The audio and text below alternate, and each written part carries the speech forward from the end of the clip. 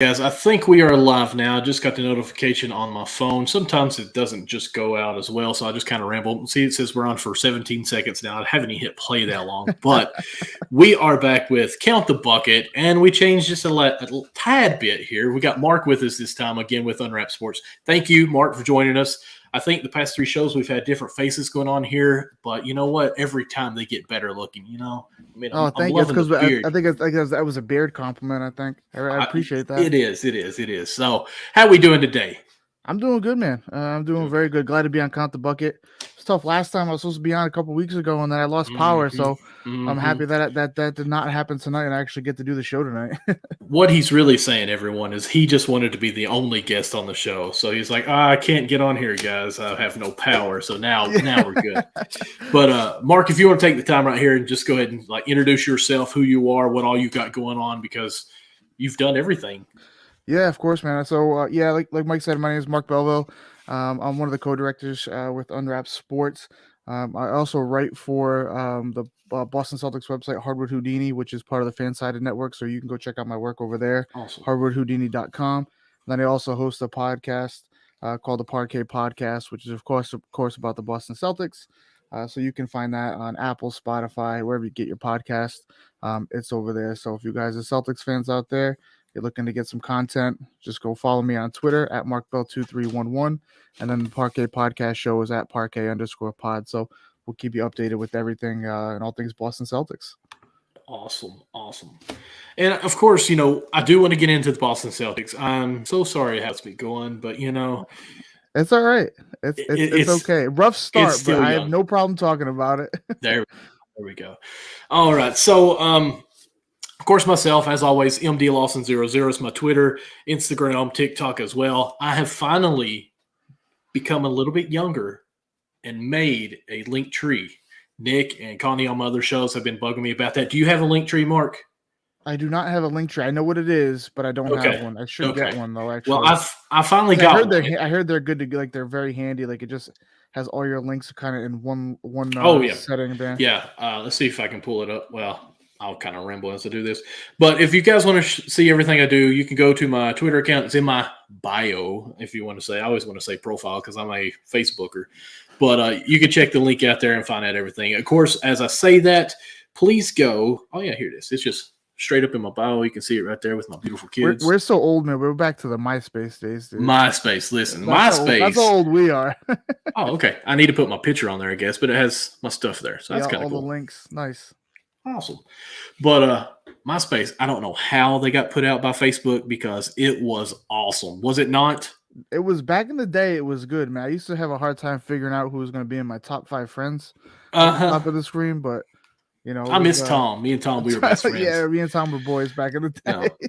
But I never could figure out how to change my back screen and stuff and all that. I mean, like all the codes you'd come up with. But once I figured out how to do songs on there, I was like, you know what? This is awesome. Like, this is where you go to hang out on the internet. 100%. Yep. And then at the time, Facebook only had the pirate game. Did you ever play the pirate game, or am I showing my age on here? Yeah, I got into Facebook the year I graduated. One of the girls that I graduated with was like, "Hey, do you have a Facebook?" I'm like, "No, I don't have a Facebook. What the hell is Facebook? I got MySpace. What are you talking about?" She's like, "No, you got to get You got to get a Facebook." That's what all the kids graduating are doing. I was like, I'll get a Facebook. Yeah, man. That's kind of how I got on Facebook back in the day. Because back in the day when it first came out, you actually had to have a college email address to get on it when I started with it. You did. So, I mean, that was kind of cool, but then they went way crazy, and now even my mom has it. But anyways, that's near her there. Let's go ahead and jump into this. Guys, what do y'all think about the rookie so far? Mark, obviously I can only talk and hear from you, but what do you think so far about the rookie? It's been early in the season. Anyone stand out with you? Because to me, I only have 2 guys that I've kind of been keeping up with, and that's Barnes, Scottie Barnes this year. I really liked what he's been doing. And the Cade, of course, today was his first debut. I haven't been able to check it out. I'm going to ask you if you know more about what's going on so far on that. Yeah, so definitely excited to see Cade start the season tonight. It was first game. Looked like he was on a minutes restriction because he did only play 19 minutes. So I'd like to assume that being the number 1 overall pick, he's probably going to get more minutes than that throughout the season. But he didn't do too well. He only had 2 points. He was 1 for 8 from the field, 0 for 5 from 3. He did have 7 rebounds and 2 assists, which is kind of a lackluster performance, especially for a player of his caliber. But I mean, it's his first game. He's clearly being brought back slowly with only the 19 minutes. I probably would have liked to see him do a little bit better assist wise. Only having 2 assists, I'm assuming he's going to be able to try to run that offense a little bit more, get other guys involved. And his 3-point shot has always been streaky. So to go 0 for 5, I mean, I expect him to hit a couple, but I don't think his 3-point percentage is going to be that great this year. Coming out. As far as the other rookies, like I said, only 2 guys really that I had my eye on was obviously Scottie Barnes. Scottie Barnes has been playing very well. I think out of 6 games, he's got 20 points 3 times, over 20 points 3 times. I saw him live. I went to the Celtics Raptors game a couple weeks ago, so I got to see him live. He handed my Celtics a 32-point loss at home. He dropped over 20 in that game, and just like his athleticism was just trouble for the Celtics couldn't handle it. So the way he's able to get up the floor too. I don't know if you saw the highlight, Mike, the other day of when he got the ball and went full court 3 dribbles and dunked it. There's only 2 other guys. I didn't see that. Yeah, there's only 2 other guys in the league that I know that can do that, and that's Giannis and maybe Kevin Durant. Yeah. So that's just special. LeBron has done it, I think, but there's like 15 steps in between 2 dribbles, but we're not going to go into that. Me and you could go on about LeBron. LeBron sucks.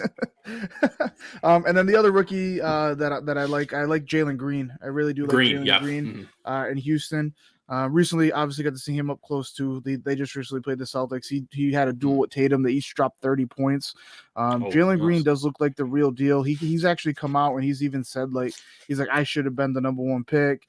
And I won't say that's arrogance or cocky. I just say that he's confident in his ability to play the game. And I like guys that have that confidence. And that are confident like that, and I think he's going to have a good season as well. Outside of those guys, nobody else has really stood out for me.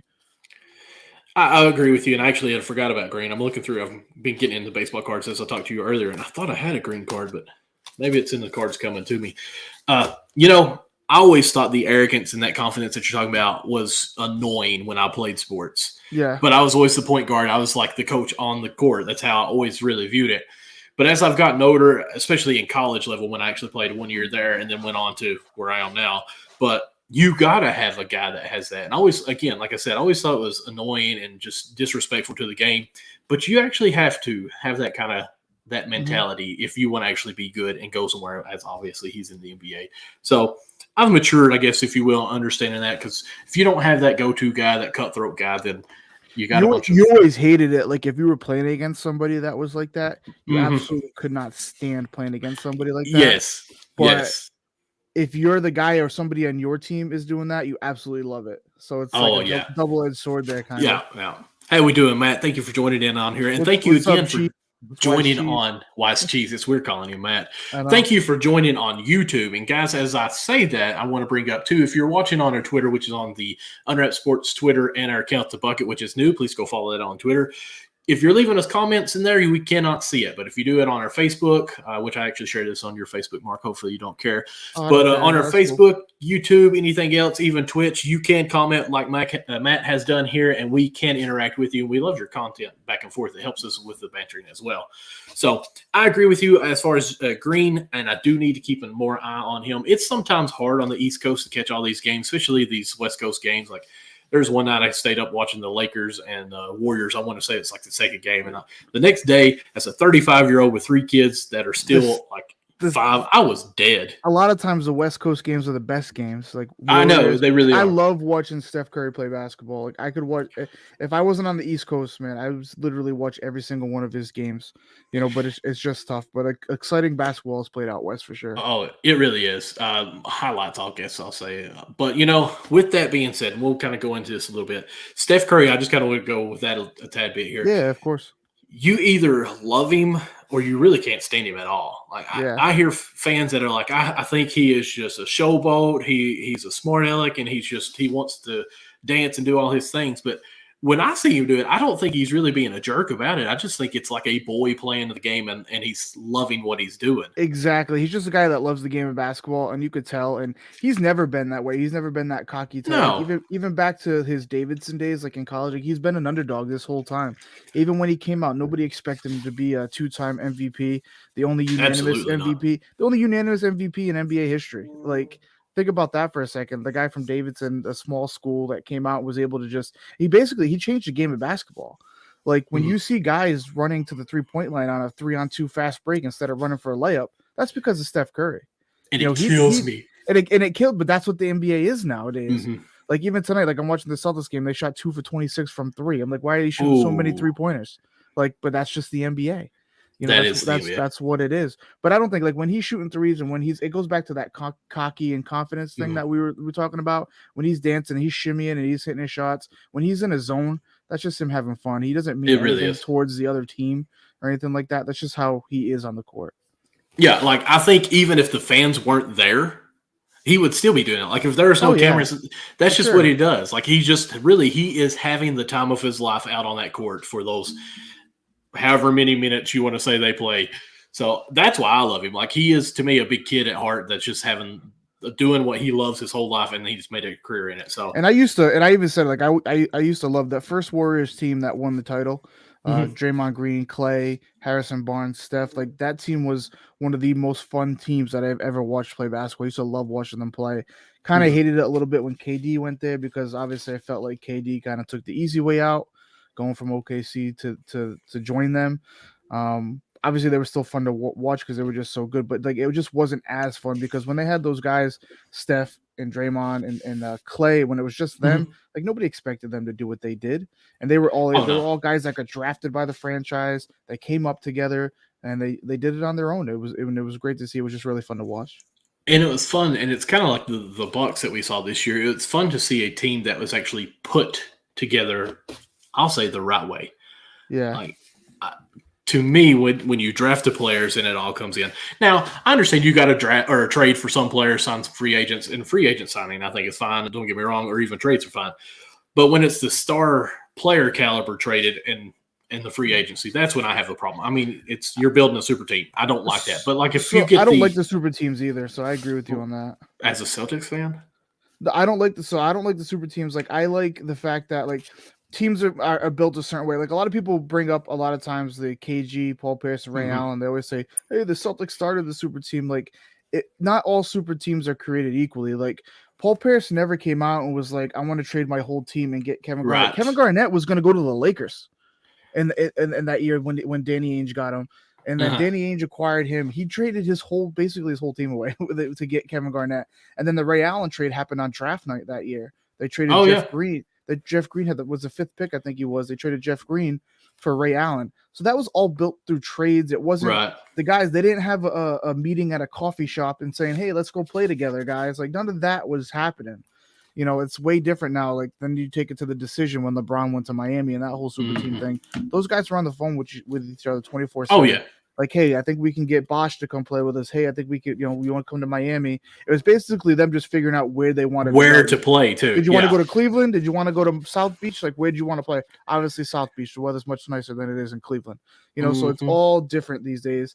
And then you don't have guys that are like forcing their way out. Like back then, like KG didn't force his way out of Minnesota, even though Minnesota did nothing to help him along. Kevin Garnett was a league MVP, and Minnesota did absolutely nothing to help him out along the way. But you guys got like Anthony Davis is like throwing a temper tantrum if he doesn't get his way and go to the Lakers. Whoa. You know what easy. I mean? We can't talk about Kentucky any players like that, okay?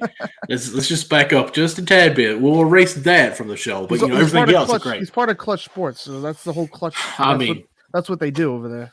It really is. That's what Ben Simmons is doing right now. It really is. I'm just going to leave that part at that.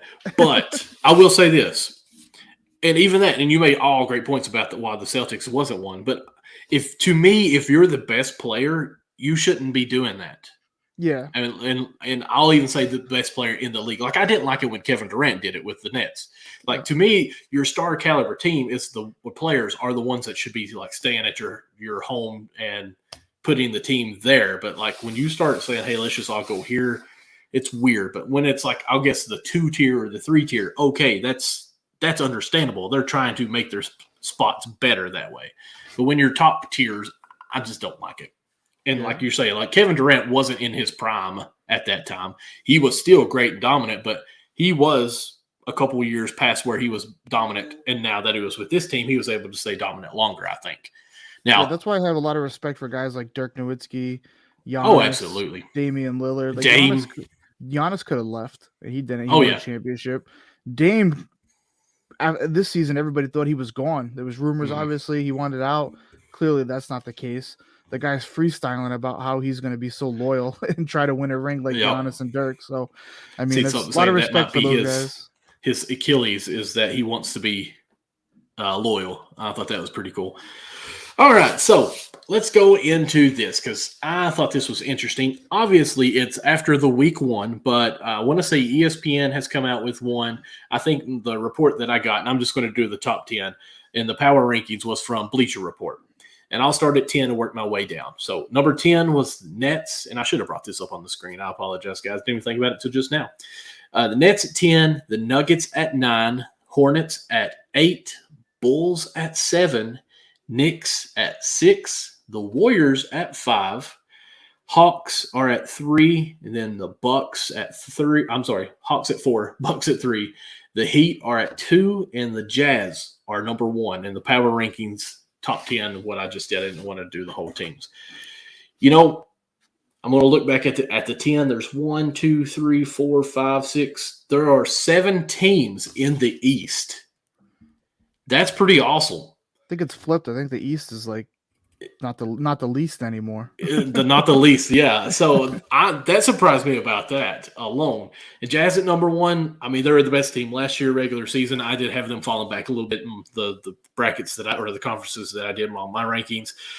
What surprised you about this top 10, or what, both ways, positive and negative? Because there's definitely some crazy stuff in this top 10 for week 1. Yeah, so I really like I don't agree with the Jazz at number 1. Okay. Yeah, the Jazz are undefeated, but they got 2 wins against Houston and OKC, which right. What's up, Perry? Is whatever. What's going on, Perry? I do think the Heat need to be the number 1 team in the power rankings right now. Good. I really do like what the Heat are doing, and it kills me to say that, but the Heat are a scary good team right now. See, that's my team. I know that's your team, so I knew you were gonna. I knew you were gonna like when I was like thinking about what I was gonna say about the Heat, and I was like, Mike's gonna love this. But the Heat have beaten the Bucks, defended champs by 40 points. That last night they played Charlotte. Charlotte was the number 1 scoring team in the league. They held them to 99 points, beat them, and Charlotte's no slouch this year. They were 4-1 at the time. And then tonight they're hammering whoever they're playing tonight. They're waxing them tonight too. Like Miami is very, very good, and Tyler Hero, in my opinion, is the front runner for 6th man of the year right now. Guys averaging 22 points a game. He's averaging 7 rebounds and 4.5 assists. So the guy's like doing everything, and he's back to like old. I'm gonna say old Tyler Hero because he hasn't been in the league that long, but Tyler Hero from 2 years ago. Yeah, exactly. Yeah. Tyler Hero from his rookie season, from the not bubble. Tyler Hero from last year that disappeared. They beat Memphis today 129-103. There you go. And Memphis has been another decent team this year as well. John Morant's playing phenomenal basketball this season so far. So they're beating good teams. So that's there. I mean, outside of that, I mean, I think everything else is kind of straightforward. Knicks look good this year. Bulls are doing pretty. I didn't think the Bulls were kind of going to click this early with all the new guys. Absolutely playing not. Well, Levine's kind of hurt right now. We'll see how that goes. And then the Hornets, I didn't think the Hornets were going to be this good this early either. Miles Bridges is actually playing out of his mind. LaMelo. Did you see that contract that they offered him? Yeah. Yep. I want to say, what was it, $60 million? $60 million. Yep. Man, I forgot the length, but who cares? $60 million. But he's playing out of his mind. He's putting up 30 points in certain games. LaMelo's playing out of his mind as well. LaMelo's like the real deal. Like LeVar Ball looks like a genius right now. Like LaMelo, I believe, is the best ball brother in the NBA, and I like what Lonzo's doing out in Chicago. But LaMelo just has it all. So I think those couple teams are a little bit surprising early on. Not that I didn't think they were going to be in like the Eastern Conference playoff picture, but to be in the NBA power ranking this high up is pretty good early on this season. And actually, as we were speaking, apparently that game just ended, and Miami was actually ranked 3rd in the Eastern Conference, even though they were 4-1. Now they're 5-1, and it moved them up as you were talking to first place now. So in the Eastern Conference, every team has lost now, or has at least one loss. Yeah.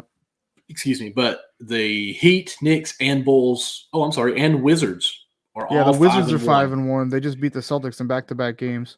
Oh, I'm sorry. So and they look. I mean, the Wizards are a team that like they might have won that trade, like that Russell Westbrook trade. You know what I'm saying? Oh yeah. Like those guys aren't superstars, right? But they're guys that have won. They Kuzma and KCP, they got a title.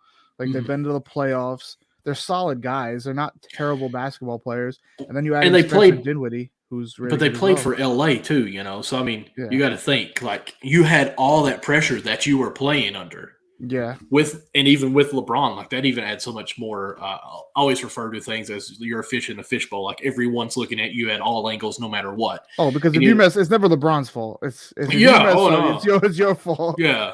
I was supposed to set a pick, and LeBron never even ran to me. My fault somehow. He ran out of bounds. You know, exactly. That's just how it is. But so I think this is almost great for them. And I even talked about this on the show, I think, with Amber back when she was on here when the trade was happening, that these guys actually probably have a big weight lifted off of them. Like, you know, they can actually play instead of have to be so tense up and like it's a job and do exactly what you're told, you know. Yeah. Not that LeBron is this boss guy that you have to do exactly what he says. I can't send you LeBron. But now, you know, they're almost feeling like you're playing pickup, you know, like that's how relieved they are. Exactly. And you know as well as I do. I've seen some of them highlights of you posting on there where you're shooting the deep three. when you're relaxed, that goal is a lot bigger. But when you're tense and you're nervous, man, it is hard to hit that real. Yeah, pressure is like a real thing, and it can get to you, especially when you're playing in a big city like LA, and that they have title expectations. The Wizards, you're coming in and nobody expects you to do anything. You're lucky if they made the play-in tournament last year, so the expectations are maybe we make the play-in tournament again. Beal's still there. You still got Beal. You don't know what his future is going to be after this season, but he's obviously playing great basketball. And like I said, Spencer Dinwiddie came over, and he was hurt last year, but we all know how good Dinwiddie can be when he's healthy. Yep. And so they do have a nice little team there. And Hachimura hasn't even been playing. Thomas Bryant, they have like guys that have been out, good guys that have been out that can contribute to them. So it'll be interesting to see if they can keep this up. They're not. I don't think they're this good, 5-1 good. Like I don't think they're that good. Right. But I think they can. It's going to be tough to keep this pace, but they can fight for a playoff spot this year for sure. With you saying that 5-1 good, of the top four, there's Heat, Knicks, Bulls, and Wizards. Do you think? Or what team do you think stays that good or falls off? Because I don't think the Knicks will stay that good. I don't. Before season. Obviously, the Heat, because I just said it. Like I think the Heat can be the best team in the Eastern Conference. Like I think they can give Milwaukee and Brooklyn a run for their money, even though the Milwaukee and Brooklyn are down right now. Like we all know we don't have to worry about those teams, right? Right. Like we know that they'll be up there by the end of once they get everything going. James Harden's going to learn how to play basketball in this new era of basketball that we got this year. There's not as many fouls being called and whatnot. It's a little bit tougher. The Knicks, even though he shot 19 free throws, I think last game. So he did last game, but the 4 games before that, he only shot 15 combined. Which is like, you know what I mean? So does that say that he's not nearly as good then? The calls were helping him quite a bit? Dude, well, that was part of his game, was he being able to get to the free throw line. For the last ever many years, he was averaging 10-plus free throws a season per game. Does that hurt his legacy? I don't know if it hurts his legacy or not. I mean, he's still a great scorer and everything like that, but it definitely shows that, like, you know how everybody is like, oh, we can play. These guys can play in any type of era and whatnot. Like, I don't know if that's 100% true, because like these guys are having trouble now with this a little bit of a tougher NBA, not getting these foul calls. Go back to the early 2000s and the 90s where you can hand check and when you can put your hands on people. And these guys are even like today, the guys are complaining about these no calls. Just imagine what it would have been like if they were playing back then, complaining about these no calls. Oh my goodness. It would have been a different game. I don't know how the outcome would have been. And hand checking wasn't really that much of a help. I mean, it does if you can't hand check, you know, it's not that much touch. Like all you do, you know, you got your forearm on them. That's what it was. Or you can put your hand too. And that's how we were probably taught to guard as far as defense was the hand check. And, you know, you can push the offense away from the point that they're their running line, if you will, kind of make them go a lot wider in that way. And it helps a lot that.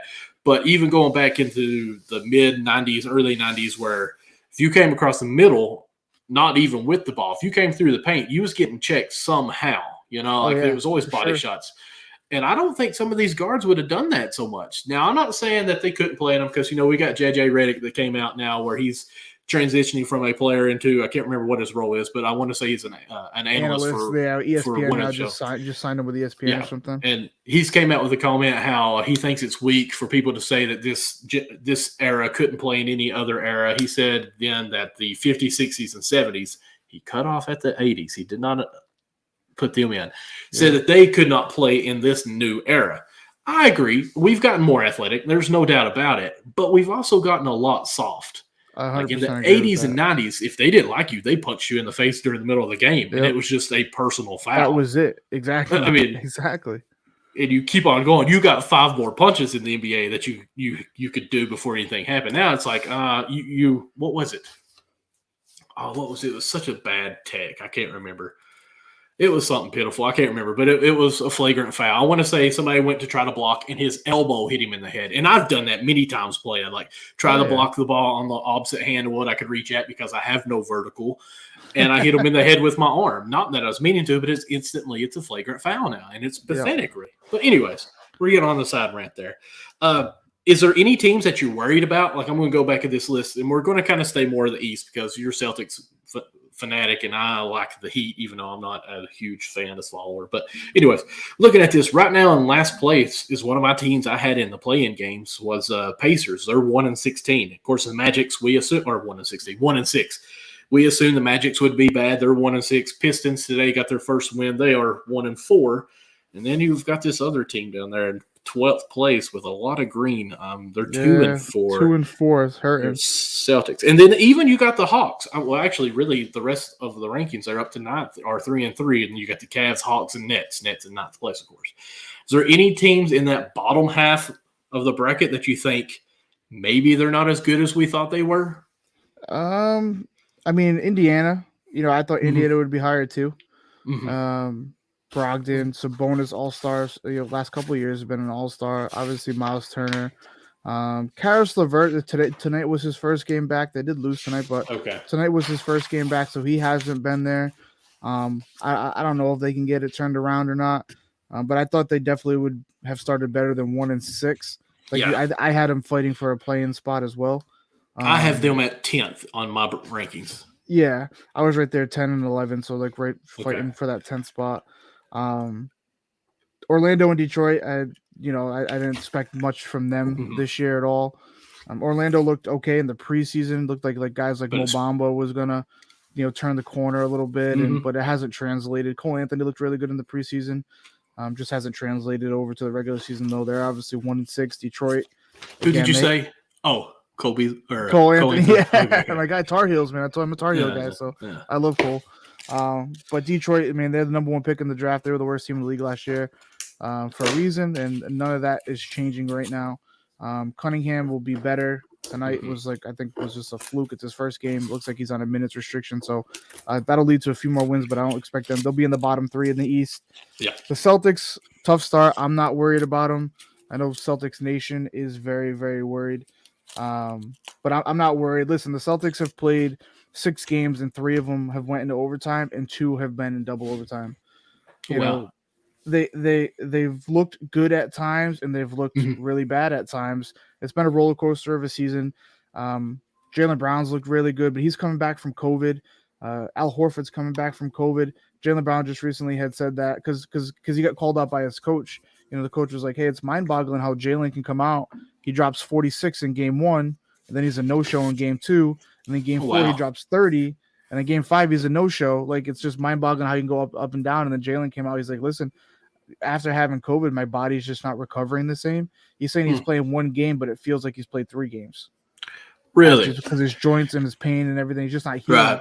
Right. Which obviously can affect him. Tonight he had 2 days off, and tonight he had a great game. He had 30-something points tonight. And you hear a lot of times, especially in 2020 with the COVID patients, or COVID, I guess patients will go with it, players, that they acted like the recovery was very hard on that. So, that totally makes sense. Like, look at the Heat last year. Like, this is the same. Well, it's not truly the same team, but Heat was sick quite a bit. Jimmy Butler was COVID when it first started and never really recovered from it, I don't think. He was still good, but again, I kind of like just piggyback on what you're saying there. Like, you could tell that he wasn't fully healthy or and I think a lot of people got got fooled because Jaylen Brown had missed 10 days before the regular season because of COVID, and he comes out and scores 46 in the opening game. Right. So everybody's like, oh, he's fine. No Mm-hmm. big deal. He's good, fine. And then the next game against Toronto, they lose by 32 at home. And the Celtics last year missed the most games due to COVID. They had the most guys out in the health and safety protocol. Tatum had COVID, and for the rest of the season had to use an inhaler. His breathing was never right again after that. Wow. So I did not know that. Yeah, these guys have all been through it, but they're playing good enough to win. Like tonight, like a couple more plays go their way. They're easily in these overtime games. Like a couple more plays go their way. They're easily 4-2 instead of 2-4. Like tonight, the effort was there. They had their best defensive game of the season. They just shot 2 for 26 from the floor. Like I'm not really mad at that. Like you just didn't make shots. Everything else was there. Your effort was there. You played great defense. You held that double overtime and you held them to 117 points. Like that's real team good. that can score. You know what I mean? Like you played really good defense. So we'll see where they go. I mean, they got Chicago and Miami their next 2 games. So obviously 2 top teams in the top of the East. So that'd be another measuring point. I mean, we can't start 2-6. I mean, that won't be a good look. And a few games, when it gets to maybe we get 20 games in, if we're still into 500, then I might worry. But I still like, even though at 2-4, I still like where the team's at. I'm going to ask you a tough question, and I apologize. But before I ask you this question, I want to go ahead and bring this in. Boom. Guys, go to mybookie.ag and use promo code USN100. Corey did not go live today, but you can check out Bets Unwrapped, and they constantly are putting out great content as far as the bets that you can do, and they're just going to win you money. I've talked with him a little bit. Actually, come to think about it, Mark, you're probably the first person I watched on Unwrapped Sports Network when you kind of taught me a little bit about betting. I remember that, man, like it was yesterday. Yeah. Oh, man, a long time ago. That's when my son thought you were me because of the beard then. Yeah. But especially, and I am as rookie as they come. I still have not made my first bet. I don't think I will because I don't have that much money to gamble with. So, but with that being said, if you do like to gamble, and I know it's rough in the U.S. because some states don't allow it, but with mybookie.ag, it's not .com. So you can do it in all the states. Just use that promo code USN100, and that will get you a double deposit for your very first deposit. So, yes, again, go check that out. mybookie.ag, use promo code USN100.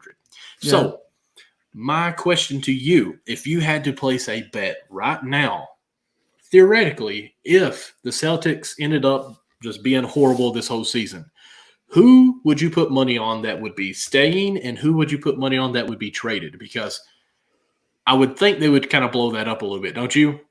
So so Jaylen Brown, neither Jaylen Brown or Jason Tatum would be traded. Okay, you think both of those will stay? That's really what I was wanting to ask. Yeah, so both of those guys would stay. Like they've clearly shown that they're like 1A and 1B players. Like it's not a Batman and Robin type situation over there. Like Jaylen Brown is that good. Like what he's been doing this year. Both of those guys are in the top 10 of the league in scoring right now. Like they are both very, very good. Tatum has been an All-NBA player before, back-to-back All-Stars. Jaylen Brown had an All-Star performance last season. He's on pace. He's with the season he's having right now. He's looking like he might do that again if he continues it. I think they just look to add to the situation because a lot of the moves that they made in the offseason, they had no cap flexibility going into the next season, and now they do. They got rid of Kemba Walker's contract. Yep. They bring in a bunch of expiring contracts. You can get rid of Al Horford next year. Josh Richardson. I'm sorry, I keep calling him Jason Richardson. That was the better one, anyways. Exactly, yeah. But Josh Richardson could be gone. Dennis Schroeder, we know, is not in the Celtics' future. He was they got him for cheap $6 million. So he's on a prove it deal. He's going to go collect his money in free agency next year. So there's guys on there. Bradley Beal. We talk about Bradley Beal all the time. He's best friends with Jason Tatum. Jason Tatum had an interview today that said him and Beal openly talk about joining each other.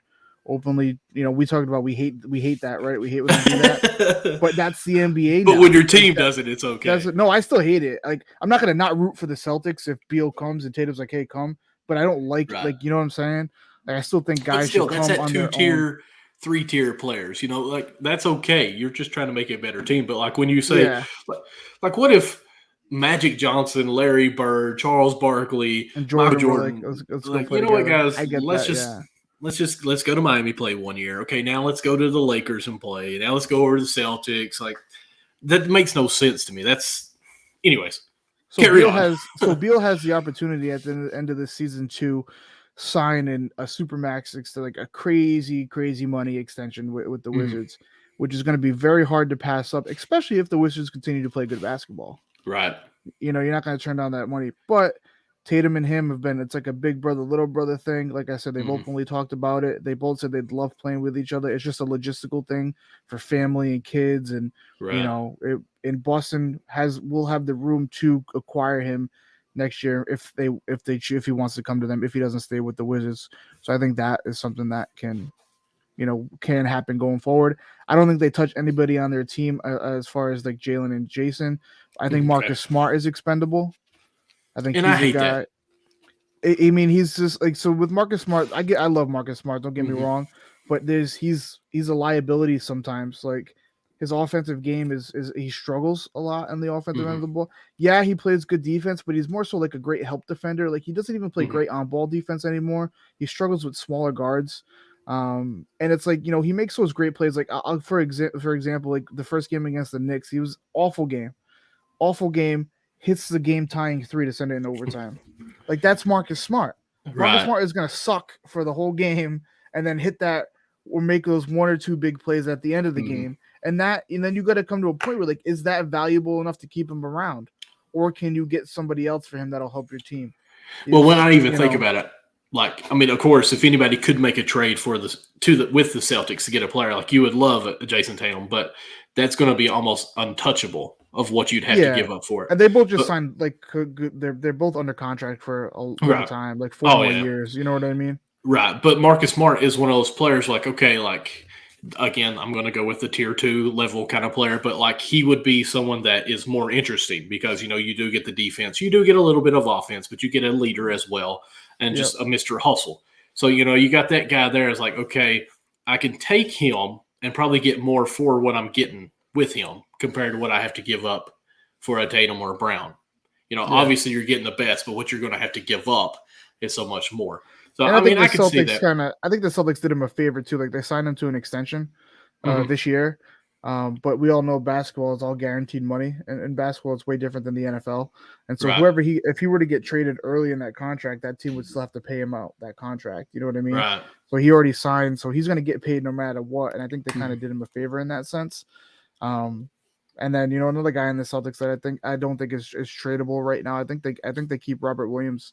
I think he's their center of the future. As long as he can stay healthy. He did lead the league in blocks until tonight. His teammate Al Horford now leads the league in blocks at 4 blocks a game. Oh wow, that's absolutely really good, unheard of. And I kept telling people, Alec, our guy Alec in the Unwrapped chat, and I had this argument with him because I kept telling him that the Horford for Kemba Walker trade was one of the most underrated trades. He's like, no, you can get more for Kemba, which obviously we know that wasn't the case because Kemba got bought out and because nobody wanted to trade for him. Right. And so Al comes over and now he's playing great defense. He's having a great season. He played 40 minutes tonight. Oh, wow. My guy Alec was telling me he was only going to play 20 minutes a game. And I was with that too. I thought Al Horford was pretty much done and has been and can't play defense. Yeah. Well, like a lot of people they go back to, so he was great in Boston when he was in Boston. Then he leaves and goes to Philly. And the reason he went to Philly, Boston wanted to keep him, but he goes to Philly because Philly gave him all that money. Nobody else was giving him over $100 million. And that just didn't work out for whatever reason. But then he goes to Oklahoma City, and it's not like he played bad. He got shut down because they wanted to go younger. They wanted a youth movement over there. They wanted a tank, draft picks, whatever it is over there. And so he basically rested the whole second half of the season. And now he came back fresh this year. And now he's back in an environment where he just thrives. He does good in. Right. You know that, I mean, from just watching sports in general, whether it's basketball or football, a change of scenery, a player can be better in one place than he is in another place. Oh, absolutely. With certain Randy Moss. personnel, certain coaches, Randy Moss. I'll say Jared Goff. Jared Goff before he got Sean McVay. Sean McVay takes him to the Super Bowl. Now he's in Detroit playing terrible. Like, you know what I mean? So it goes for basketball too. Oh, absolutely. Absolutely. All right. So with this being said, and both of us, we East Coast, it's already after 11 o'clock here, so we're trying to be quick with this show. Who is, since you did refer to it as the least earlier, who is the beast in the East this year? And I know you already talked about the Heat because the Nets are struggling. Now, we don't think that they'll struggle the whole year. Philly is Philly. No. They do good in the regular season, and then Doc can't win a 3-1 lead. And then we don't even know what Ben's going to be doing. The Bucks are a good team, obviously defending championship. And then you have Miami, who I think is the best team ever, but that's biased. Ever assembled. Ever. So who do you think? Because and I'm so glad that you said Tyler Hero could possibly be the six-man award, and I love that. And yeah, I think don't even like Tyler Hero. I just know good basketball when I see it. Of course, he's a bucket. You know what I mean? A bucket. I can't hate on guys who are doing good, even if I don't like them personally. You know what I mean? So let's go with your top three in order. What you think right now? Now, so of course, right now I like Milwaukee, number one still. Okay. Even though they're 3-3 right now, I do like Miami at number 2, and then my third team would be Brooklyn. Okay. I do think Milwaukee still. I'm not betting against Giannis and anything right now. Giannis has like that. Can I swear on here? He has like that fuck you mentality. You know what I mean? Like he's not friends with anybody. He's super aggressive. Like he just has that killer instinct. And I think that's what sets him apart from a lot of other superstars in the league. And he's just so dangerous. The guy can get 50 whenever he wants. And he's starting to develop a little bit of a 3-point shot. Like I think they're gonna still got Middleton over there. Mm-hmm. Those guys. I think Drew Holiday was so huge for them. I think. Yeah, Drew Holiday. So you can just saw the difference. Like they swapped out Drew Holiday for Eric Bledsoe when they won a title. Mm-hmm. You know what I mean? Yeah. So I really think that team's really good. Miami, I talked about obviously a lot on the show so far for all those reasons. Like I really like what they're doing. Jimmy Butler's a leader. Harrow, they got shooters. Bam didn't even play tonight, and they did that to the Memphis Grizzlies. I did not know Bam didn't play. Yeah, Bam didn't play, and they're still blowing teams out, good teams out. You know what I mean? So right. Kyle Lowry's elite. I don't like Kyle Lowry. I'm the biggest Kyle Lowry hater there is, but I don't like him either. He's a good basketball player. I just think he flops like a fish way too much. Now I can't say flopping either. Like Marcus Smart, you know what I mean? But Lowry's an NBA champion. You know what I mean? So he's the guy that's the best Robin out there. Like he knows his role and he is fine with it. Yeah, he proved that when he played with Kawhi. He was cool with that, So, and then the Nets. I think the Nets will be back. I think Harden obviously figures a little bit out tonight, getting to the free throw line a lot. Mm-hmm. Kevin Durant's a monster. I like the guys that they have there. Like they still got LaMarcus Aldridge, who's having a decent season so far. I do like their rookie Cam Thompson. I think once he gets, later on, he'll be a big piece to that bench. He's a great scorer. And I do want to say at some point, I do think Kyrie eventually comes back because like we're talking about this whole best friends thing, like it would blow my mind if Kevin Durant isn't in this dude's ear saying like, listen, man, like we need you, come back, get the vax, whatever it is, like come play basketball, like don't let your brothers down. Like Kyrie and Kevin Durant were literally at the All-Star game 3 years ago when Kyrie was in Boston, and they're in the hallway talking like, hey, Nets have 2 max contract slots, like let's go play for the Nets. Like you guys plan this. Like, don't let your brother go out that way. So I think there's going to be a conversation there, and I think Kyrie comes back. So I think those are my top 3 teams in the East. I would agree with you as far as going to swap Miami. Okay, as far as where we are right now, I would say Miami number 1 just because they are playing well and they are 5-1. Yeah, I would say Nets 2 because I do think Kyrie does play at some point somehow. I don't know if Brooklyn just says, okay, never mind, we forget this role that we made, or he does get the shot, and then the Bucks 3. But the only thing I'm looking here on Bleacher Report, I always use Bleacher Report, the Bucks record right now, of course, we talked about it. Let's see here. What did we say they were? 3-3? 3-3, yeah. 8th spot right now, I think. So let's see here. They beat the Nets, who are struggling. They lose to the Heat, 137-95. That's huge. Knew that. It's a 40 game, 40 burger. Yeah. They beat the Spurs. They beat the Pacers, 2 teams that are not very good this year. They lose to the Timberwolves, who are playing good. That's another surprise. I mean, I know we're not talking about the West, but I like that team. I love Anthony Edwards, man.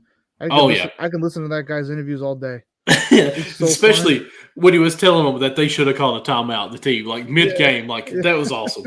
But so they lost to the Timberwolves, and then today they lose to the Spurs.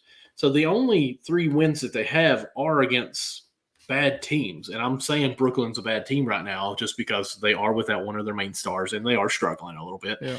They won't for the rest of the year, though. But, I mean, they're not really beating anyone. No, they're not beating anybody, but we know what Milwaukee can do. Mm-hmm. You know what I mean? Like, they have guys who have proven it before. And listen, teams aren't gonna. It's the NBA. Like, bad teams are gonna be good teams on any given night. It's gonna happen. But we're gonna look up, and then Milwaukee's gonna go on a 20-game, 15 to 20-game win streak, something like that, before we know it. Right. And how we doing, Nick? We miss you. Sorry, keep going. And then they don't even have. They're playing without Holiday right now. Holiday's hurt. So, okay. So no Kyrie, no Holiday. Like, they're missing guys too, and we just both agreed that Holiday was a huge part of what they're doing. Absolutely, I agree. So I'll back that. So I mean, it is what it is. Like, that's why I don't worry about those teams. Like, when you have guys that have been there, done that before, obviously won an NBA championship, they'll figure it out. Mm-hmm. Of course, their next 4 games, they play the Jazz tomorrow, Pistons on Tuesday, the Knicks Friday, and then Wizards on Sunday. That's I think that might... good. You got 2 top teams in the East right now, and the Wizards and Knicks there. So they still got a tough little span here where they could end up being with a losing record in the next 4. Come on down to Boston, man. Come on down, hang out at the 12th spot with the Celtics. Yeah, man, it happens. I'm sorry. So. What I take from this show today, and we've been on here for about 45 minutes now, so we'll try to wrap it up here as I say this, because I am old and my back does hurt sitting in this chair for so long. So if you're like me, y'all need to go on over to rxhemp.com and use the promo code rxhemp/USN. Again, that promo code is rxhemp/USN, and we will give you 15% off your whole purchase every time you make a purchase. It works. So, do you use it? I have used it. Okay. It works. Okay. I'm with Michael, man. I'm pretty old too, man. I'm 33. I still play sports as much as I can, and I'm always like, just every night after I play a basketball game, it's just joints aching. Rub a little bit of that on you, and it puts Icy Hot to sleep. It's way better than Icy Hot. I'll tell you that right really? Now. Well, that's nice to know. Okay. So what I'm taking from the show is Tyler Hero is awesome. Heat is number 1. Yeah, and unfortunately. They're pretty much going to win the NBA Finals now. Is that what the Celtics are coming?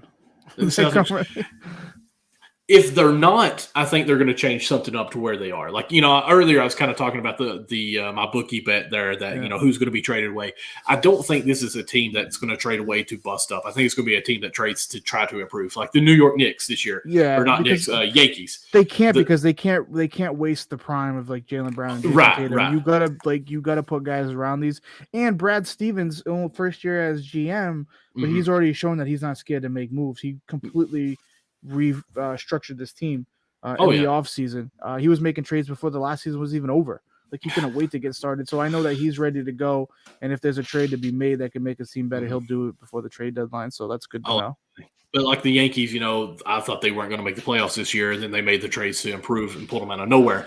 I think Boston will have that effect. I don't know who they should go for. Let me ask you that real quick. Who do you think, or not the person, but what kind of person would they be going for? Better point guard than Schroeder? I don't know. Maybe a better point guard. I mean, I like Schroeder. Schroeder's played well. Tonight he hasn't had a good game, but he's played very well. He's got over 20 points a couple games. He's played great defense. He picks up 94 feet. He's always pressing. He's always got that defense on there. So he's playing good. I like their bigs. Like I said, I like what Al Horford and Robert Williams are doing this year. They just need shooters. They need a knockdown. They struggle from 3. That's one of the worst things that they can do. Really? Like I said, 2 for 26 tonight. Jason Tatum is barely shooting 30% from 3, probably less than that now after this game, which is terrible, way under his averages. So they're just a very streaky shooting team. They're a team that can hit like 5 threes in a row, 5, 6 threes, and then they're a team that'll go 2 for 26 like they did tonight. So you need guys that are just I think they need to get a guy that's a 3-point specialist. You know, a guy like the guy's not available, but like a guy like PJ Tucker who just sits out in the corner and has never missed a corner 3 in his life. You know what I'm saying? Corey. Right, exactly. Guys like that just don't miss. Danny Green, like I'm just naming guys now, but guys that are just strictly out there to shoot the basketball. I'm so glad you said that because everyone thinks Danny Green can't shoot anymore because he was with the Lakers and he couldn't buy a basket that year. But I'm sorry, when you play with LeBron, I was going to say the Lakers, wherever you play, like you don't get in any flow. Like you just stand there and you're waiting for the pass, and all you do is shoot the ball. You like, may not that shoot would the be ball tough. for 5 minutes in a game, and when You you're may a not even shooter, touch the ball for 5 minutes. exactly. So I would love to have Danny Green on the Celtics right now. You kidding Oh me? yeah, and that's a good defense too. Like I mean, they need a Clay Thompson, but it's not going to happen, obviously. No, but that's the exact guy that you're looking for, like a shooter of that quality. What if they could get JJ Redick out of retirement? Yeah, JJ Redick would be the perfect guy. They need a knockdown shooter, especially because so many of their guys draw attention. Jaylen Brown and Jason Tatum are constantly getting double teamed.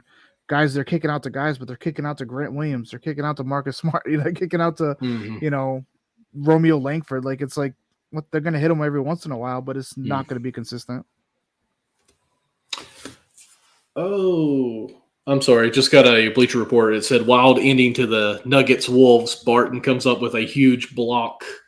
Oh no! After the Joker turnover for the win. So that would be crazy. I'm probably going to check that highlight out. So Mark, awesome show. I think this was great. We're at the 50-minute mark here, under a minute or under an hour. We did awesome.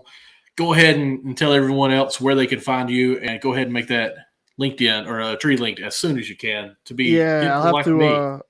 I'll have to make a link tree so I can just give you the link tree, and then you'll be able to find everything I'm doing. But like I said earlier, guys, I write for Hardwood Houdini, so go over to hardwoodhoudini.com. You can check all my articles out over there. It is a Celtics website for the Fansided Network. Then also host the Parquet Podcast, which is also a Celtics podcast, which is on Apple and Spotify, everywhere else you get your podcasts. Twitter, my name's at MarkBell2311, so go follow me over there, and you can follow the Parquet Podcast over at Parquet_pod over there. So next time I'll have a link tree ready for you guys. There we go. I can just give you the link tree link, and then it'll be a lot easier for you. There we go. And as always, MD Lawson00 is my Twitter, Instagram, TikTok, that whole 9 yards. In all of those bios, I have my I want to say tree linked every time. Link tree in as well. I'm so old, I can't do this. Nah, don't worry about it, man. But go check all that out. You can see everything I do. Also, I will say this: Backstop Banter is also a co-host that I do. It's every Thursday night at 10 p.m. Eastern time, where we just talk everything baseball. The World Series is going on right now. The Braves are up 2-1. They're trailing right now in the bottom of the seventh. Last time I checked, to the Astros. I think it was a 2-1 lead. So go Braves. And Mark, so thank you so much for joining on here. Definitely don't let it be too long till you come back on here, and have a good night. Every time. Thanks for having me.